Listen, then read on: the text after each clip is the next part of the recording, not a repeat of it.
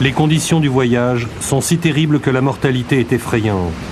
Un homme sur 4 meurt pendant la traversée.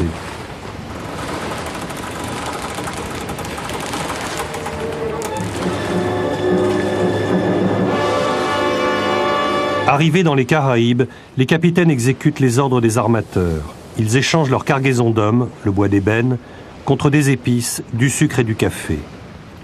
C'est ce que l'on appelle le commerce triangulaire, qui édifie en Europe des fortunes immenses et très honorablement respectées. Bien sûr, des millions d'hommes sont partis vers l'Amérique. Et arrivés dans ce pays, il y a ce roseau maudit, la canne à sucre, qui se développe et pour lequel on a besoin de bras.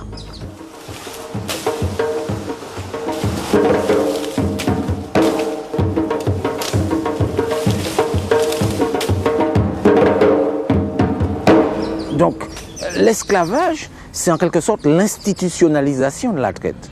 C'est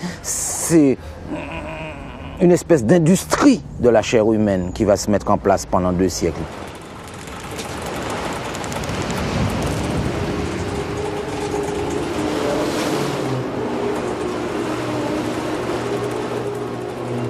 Jamais de traversée à cale vide.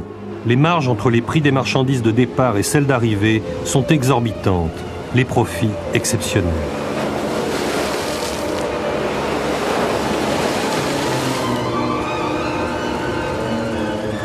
Il reste peu de témoignages de ces traversées, mais on sait notamment par les journaux de bord des capitaines qu'en mer, les révoltes d'esclaves noirs sont fréquentes. Arrivé sur place, les révoltes continuaient, le fameux marronnage. Qu'est-ce que c'est qu'un nègre marron? C'est quelqu'un qui fuit la plantation de canne à sucre et qui part dans les bois et qui va vivre comme hors de toute civilisation, je dirais. Eh bien, ils étaient sévèrement punis. Et puis sur la plantation même, ceux qui restaient, parfois empoisonnaient le repas du maître ou empoisonnaient le bétail, incendiaient les champs de canne. Alors le fameux Code noir en 1685, qui est un texte de loi qui régit le fonctionnement de la plantation. Ce Code noir prévoyait des sanctions extrêmement dures pour les esclaves qui avaient fauté. Cela pouvait aller du simple coup de fouet jusqu'à la torture aux 4 piquets, où on étalait l'esclave à terre, à même le sol, les bras et les jambes écartés, en plein soleil, où on le torturait, ou alors on le mettait dans un tonneau en haut d'une colline.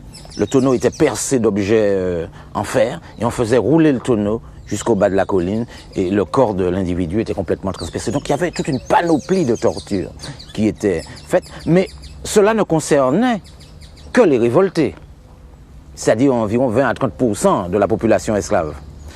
La majorité d'entre eux avaient trop peur, n'est-ce pas, de ces sévices pour se révolter. Et celle-là, je dirais, elle était relativement bien nourrie pour pouvoir supporter, pour être rentable, pour supporter le travail dans le champ de canne qui est pas un petit travail, qui est vraiment quelque chose de pénible.